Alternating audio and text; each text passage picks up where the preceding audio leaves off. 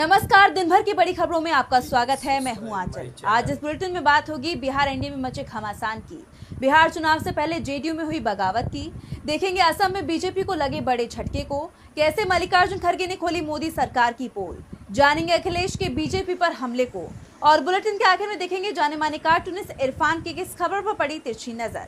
लेकिन दिन भर की तमाम बड़ी खबरों से पहले एक नजर आज की सुर्खियों पर। हरियाणा आईपीएस वाई पूरन कुमार के खुद की जान लेने के मामले में एसआईटी का हुआ गठन, डीजीपी सहित 13 अफसरों पर दर्ज हुई एफआईआर, परिवार की बढ़ाई गई सुरक्षा। करूर भगदड़ मामले में सुप्रीम कोर्ट में हुई सुनवाई, तमिल एक्टर विजय की टीवी की पार्टी की याचिका पर कोर्ट ने आदेश रखा सुरक्षित, याचिका में की गई है पूरे मामले की स्वतंत्र जांच की मांग। गजा में युद्ध विराम समझौता हुआ लागू, इजरायली सेना ने वापस बुलाए सैनिक, 2 साल से इजरायल और हमास के बीच चल रहा था युद्ध। और शेयर बाजार में तेजी, 328 अंकों की तेजी के साथ 82,500 पर बंद हुआ सेंसेक्स, तो 103 अंकों की तेजी के साथ 25,285 पर बंद हुआ निफ्टी। ये तो थी सुर्खियां। अब बात आज की सबसे बड़ी खबर की। बिहार में खुद का सीएम बनाने का सपना देखने वाली बीजेपी बहुत ही मजबूर हो गई है। एनडीए में मचा घमासान बीजेपी के लिए बिहार चुनाव की राह मुश्किल कर रहा है। बीजेपी सहयोगियों पर दबाव बनाना चाह रही थी, लेकिन अब सहयोगियों के दबाव में आ गई है। चिराग पासवान का एक बयान सुर्खियों में बना हुआ है, जिससे ये साफ होता दिखाई दे रहा है कि बीजेपी पर दबाव बनाने में सहयोगी कामयाब हो गए हैं। तो क्या है पूरा मामला, जानेंगे इस रिपोर्ट में। बिहार में बीजेपी अपने ही सहयोगियों के दबाव में है। हालांकि बीजेपी ऑल इज वेल कह रही है, लेकिन जिस तरह से बीजेपी नेता सहयोगियों के घर के चक्कर काट रहे हैं, उससे साफ दिखाई दे रहा है कि बीजेपी की हालत खस्ता है। कहा तो ये भी जा रहा है कि बीजेपी की चालाकी उसे ही भारी पड़ गई है। एनडीए में मचा घमासान बीजेपी के लिए बिहार चुनाव की राह अब मुश्किल कर रहा है। नीतीश कुमार के साथ तो सीट बंटवारे और सीएम फेस पर पेच पहले ही फंसा हुआ है, लेकिन अब चिराग पासवान से लेकर जीतन राम मांझी और उपेंद्र कुशवाहा ने भी अपने तेवर दिखा दिए हैं। खासकर चिराग पासवान तो बीजेपी के लिए मुसीबत बन गए हैं, क्योंकि चिराग के ताज़ा बयान इसी तरफ इशारा कर रहे हैं कि वो बीजेपी पर दबाव बनाने में कामयाब हो गए हैं। मैं जानता हूं कि आप सब सिर्फ घोषणा का इंतजार कर रहे हैं, वो भी जल्द हो जाएगी, पर इतना मैं जरूर कहूंगा कि बातचीत बहुत अच्छे से, बहुत बढ़िया से, कल जैसा आदरणीय नित्यानंद जी ने कहा, सकारात्मक, बहुत ही सकारात्मक रूप से बातचीत हुई है, हो रही है, और अभी अंतिम दौर में अब ये बातचीत पहुंच चुकी है। मुझे लगता है जिस घोषणा का इंतजार आप सब कर रहे हैं कि कौन कहाँ कितनी, हम लोग हर एक माइन्यूट जितने भी डिटेलिंग्स है, हर चीज को हम लोग पहले ही डिस्कस कर लेना चाहते हैं, ताकि बाद में गठबंधन के भीतर किसी भी चीज को लेकर, सीटों को लेकर, प्रत्याशियों को लेकर, कहां पे कौन कैसे प्रचार करेगा, कैसे, हर चीज को विस्तार से हम लोग चर्चा करना चाहते हैं, जो कि बहुत अच्छे से हुई है।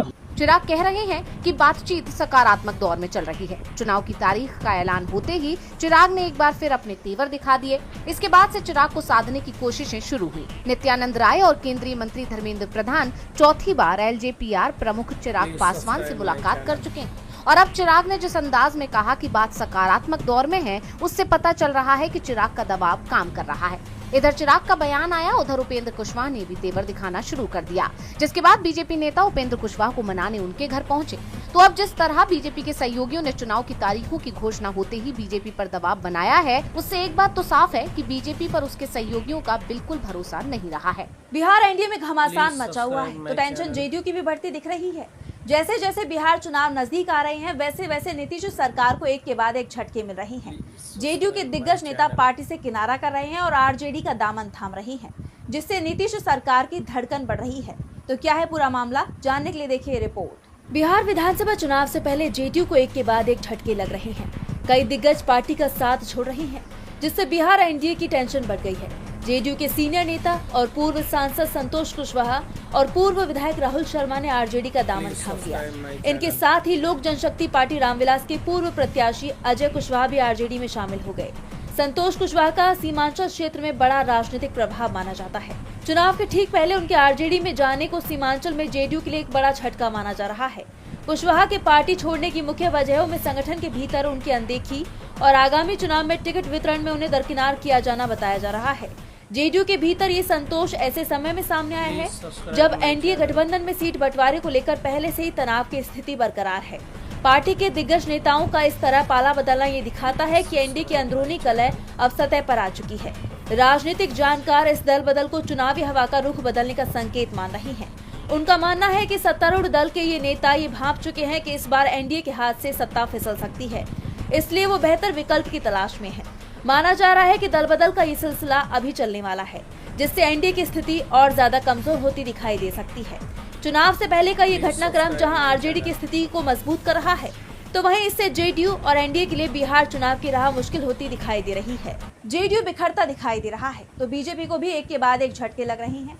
असम में 2026 में विधानसभा चुनाव होने वाले हैं, लेकिन उससे पहले ही राज्य में बीजेपी की मुश्किलें बढ़ती दिखाई दे रही हैं। अब चुनाव से पहले भी बीजेपी के कद्दावर नेता ने पार्टी से इस्तीफा दे दिया है, जिसे बीजेपी के लिए बड़ा नुकसान माना जा रहा है।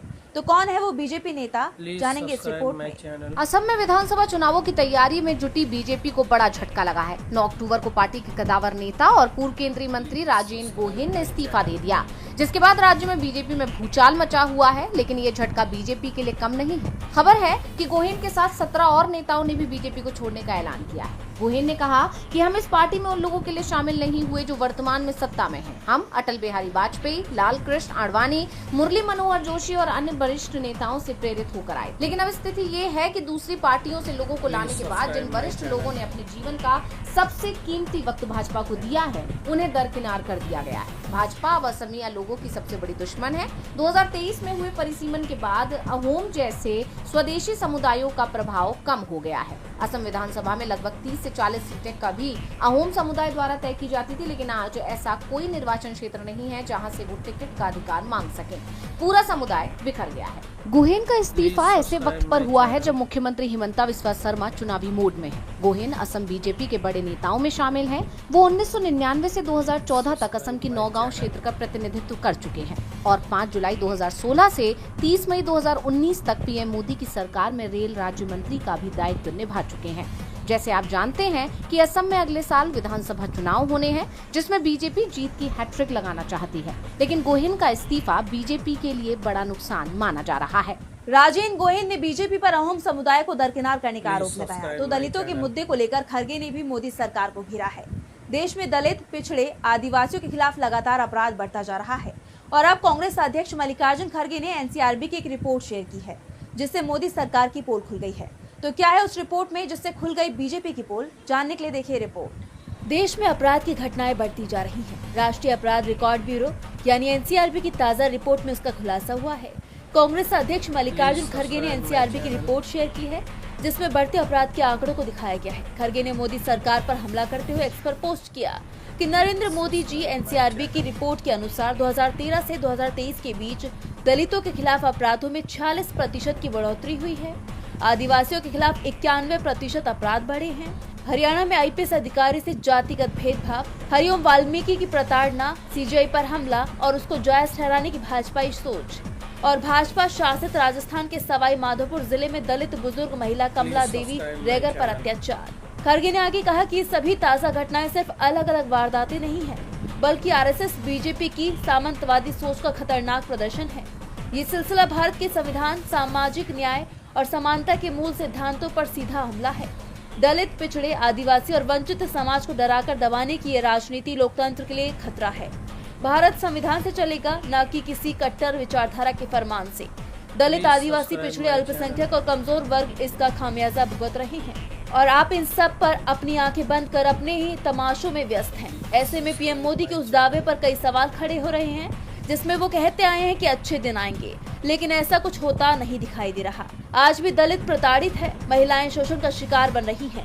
ऐसे में बीजेपी सरकार घिर गई है। खरगे के आरोपों से मोदी सरकार सवालों में है, तो सपा प्रमुख अखिलेश यादव ने भी मोदी सरकार पर हमला बोला है। अखिलेश यादव ने अपने पिता मुलायम सिंह यादव की पुण्यतिथि पर उन्हें श्रद्धांजलि देते हुए प्रेस कॉन्फ्रेंस कर बीजेपी पर बड़ा आरोप लगाया, जिससे बीजेपी की मुश्किलें बढ़ सकती हैं।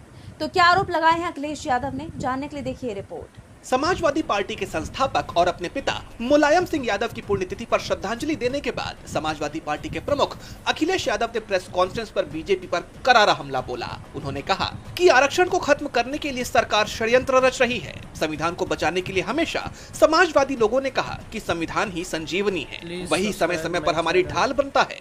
उसका संदेश जन जन तक पहुँचाने का संकल्प आज हम लोग लेते हैं। सामाजिक न्याय के राज की स्थापना के लिए हम लोग संघर्ष करते रहेंगे। हर पीड़ित, दुखी, अपमानित, पीड़िए हम सब एक सूत्र में बंधे हुए हैं। इस लड़ाई को आगे बढ़ाएंगे और पीड़िए के सम्मान के लिए हम लोग लगातार काम करते रहेंगे। सामाजिक न्याय के राज की स्थापना हो, उसके लिए हम लोग संघर्ष करते रहेंगे। हर पीड़ित, दुखी, अपमानित, पीड़िए हम सब एक सूत्र में बंधे लोग हैं। उस बात को, उस लड़ाई को आगे बढ़ा करके पीड़िए के स्व सम्मान और सम्मान के लिए हम लोग लगातार काम करते रहेंगे। जैसा कि आप जानते हैं कि अखिलेश यादव लगातार एनडीए पर हमलावर रुख अपनाए हुए हैं, जिससे गठबंधन की मुश्किलें थमने का नाम नहीं ले रही हैं। आपको याद होगा कि हाल ही में सपा प्रमुख ने बीजेपी सरकार पर तीखा हमला बोलते हुए कहा था कि उत्तर प्रदेश की मौजूदा सरकार हर विभाग और हर काम में भ्रष्टाचार और कमीशन खोरी में डूबी हुई है। हालात इतने खराब हैं कि बीजेपी के विधायक तक खुले तौर पर स्वीकार कर रहे हैं कि उन्हें विधायक निधि से 10% तक कमीशन मिलता है। अखिलेश के इस बयान के बाद बीजेपी में हड़कंप मच गया था और अब सपा प्रमुख ने एक बार फिर बीजेपी की बेचैनी बढ़ा दी है। अखिलेश ने एक बार फिर बीजेपी की बेचैनी बढ़ा दी है तो राजस्थान की पूर्व सीएम वसुंधरा राजे के एक बयान ने हलचल तेज कर दी है। बीकानेर पहुंची वसुंधरा राजे के लिए जब समर्थकों ने हमारा सीएम कैसा हो के नारे लगाए तो इसके जवाब में पूर्व सीएम ने कुछ ऐसा कह दिया जिसके अब कई सियासी मायने निकाले जा रही हैं। तो क्या कुछ कहा वसुंधरा राजे ने, जानने के लिए देखिए रिपोर्ट। राजस्थान में एक बार फिर सियासी हलचल तेज हो गई है। राज्य की पूर्व सीएम वसुंधरा राजे सिंधिया पूर्व नेता प्रतिपक्ष रामेश्वर डूडी के निधन पर शोक जताने बीकानेर गई थी। इसी सिलसिले में राज्य जब चूरू के रतनगढ़ में रुकी तो यहाँ पूर्व मंत्री राजकुमार रिणवा की अगुवाई में कार्यकर्ताओं ने उनका स्वागत किया। इस दौरान कार्यकर्ताओं ने नारा लगाया, हमारा सीएम कैसा हो, वसुंधरा राजे जैसा हो। ये सुनते ही राजे ने कार्यकर्ताओं को रोका और तुरंत जैसा की जगह जैसी बोलने को कहा। हमारा मुख्यमंत्री कैसा हो,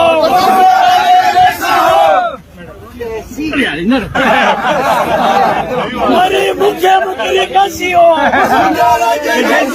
हमारी मुख्यमंत्री फोटो लेंगे। राज्य को फिर से सीएम बनाने के समर्थन में कार्यकर्ताओं ने जो नारा लगाया उस पर राज्य की इस प्रतिक्रिया के कई मायने निकाले जा रहे हैं।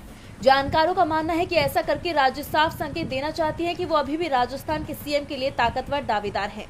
बीच में कई बार ऐसी खबरें भी आई कि पार्टी आलाकमान मौजूदा सीएम भजनलाल शर्मा से नाखुश है और राज्य में सीएम बदलने का फैसला लिया जा सकता है। इस बीच राज्य इस बयान से ये इशारा करती हुई दिखाई दे रही है कि अगर सीएम बदला जाए तो वो इस कुर्सी पर दोबारा बैठने के लिए तैयार है। दूसरी तरफ राजस्थान के मौजूदा सीएम से नाखुश बीजेपी आलाकमान भी विकल्प की तलाश में माना जा रहा है। ऐसे में राज्य का ये बयान राज्य में बड़े बदलाव के संकेत दे रहा है। अब देखना होगा कि इस मामले में आगे क्या होता है। वसुंधरा राजे की बात से क्या राजस्थान सीएम का दिल टूटता है, ये देखना होगा। वैसे आज नोबेल शांति पुरस्कार के ऐलान से ट्रंप का सपना टूट गया है। अमेरिकी राष्ट्रपति डोनाल्ड ट्रंप अक्सर कई देशों के बीच युद्ध रुकवाने का क्रेडिट लेते आए हैं। भारत पाकिस्तान सीज फायर करवाने का दावा तो ट्रंप लगभग 40 बार कर चुके हैं, लेकिन इसके बावजूद ट्रंप को एक बड़ा झटका लगा है। देखिए रिपोर्ट। दुनिया के सबसे प्रतिष्ठित और चर्चित नोबेल शांति पुरस्कार के ऐलान के बाद इस सम्मान को हासिल करने का अमेरिकी राष्ट्रपति डोनाल्ड ट्रंप का सपना अब चकनाचूर हो गया है। इस बार का नोबेल पीस प्राइज वेनेजुएला की प्रमुख विपक्षी नेता मारिया कोरिना मचाडो को मिला है, जिसके बाद ट्रंप का हाल बेहाल है। बीते कुछ वक्त से ट्रंप के वेनेजुएला को लेकर आक्रामक व्यवहार को देखते हुए अमेरिका और वेनेजुएला के बीच विनाशक जंग होने की आशंका जताई जा रही थी। तो वहीं अब मारिया कोरिना को नोबेल पीस प्राइज के बाद ये अटकलें लगाई जा रही हैं कि ट्रंप को पहले से ही इस बात का अंदाजा था कि इस बार पीस प्राइज के लिए वेनेजुएला की नेता प्रबल दावेदार है, इसलिए ट्रंप ने वेनेजुएला के खिलाफ सख्त रुख इख्तियार किया हुआ था। वो लगातार वेनेजुएला को जंग के लिए उकसाने वाले कदम उठा रहे थे। जैसा कि आप जानते हैं कि नोबेल पीस प्राइज के लिए ट्रंप पिछले कई दिनों से काफी बेचैन नजर आ रहे थे। वो लगातार खुद को इस इनाम का हकदार बता रहे थे। ट्रंप लगातार ये कह रहे थे कि उन्होंने 7 जंग रुकवाई हैं। बीते महीने यूएन महासभा में ट्रंप ने कहा था कि सिर्फ 7 महीनों में मैंने कभी खत्म ना होने वाले युद्धों को समाप्त कर दिया है। इनमें कंबोडिया और थाईलैंड, कोसोवो और सर्बिया, कांगो और रवांडा, एक क्रूर और हिंसक युद्ध, पाकिस्तान और भारत, इजराइल और ईरान, मिस्र और इथोपिया और आर्मेनिया और अजरबैजान के बीच चल रही जंग शामिल है। डोनाल्ड ट्रंप यही नहीं रुके, उन्होंने गजा युद्ध विराम के पहले चरण पर मंजूरी को 8वां युद्ध विराम समझौता बताते हुए इसे भी गिनवा दिया। इसके साथ ही उन्होंने नॉर्वे के अधिकारियों से भी संपर्क किया था और सोशल मीडिया पर अपने समर्थकों से इस दिशा में दबाव बढ़ाने की अपील की थी। लेकिन इतना कुछ करने के बावजूद ट्रंप को बड़ा झटका लगा है। अब देखना होगा कि नोबेल पुरस्कार की इस घोषणा के बाद ट्रंप क्या रुख अपनाते हैं। और बुलेटिन के आखिर में देखेंगे जाने माने कार्टूनिस्ट इरफान की इस खबर पर पड़ी तिरछी नजर।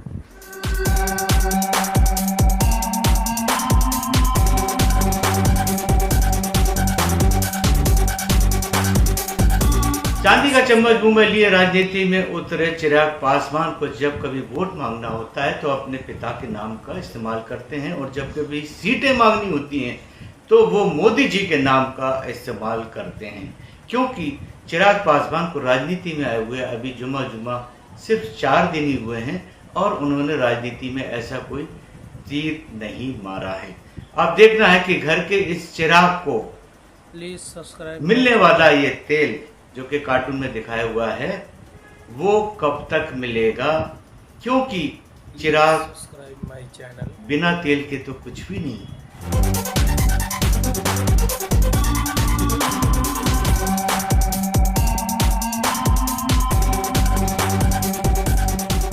बहुत बहुत शुक्रिया इरफान जी। तो आज इस बुलेटिन में बस इतना ही। आप देखते रहिए DV लाइव। नमस्कार।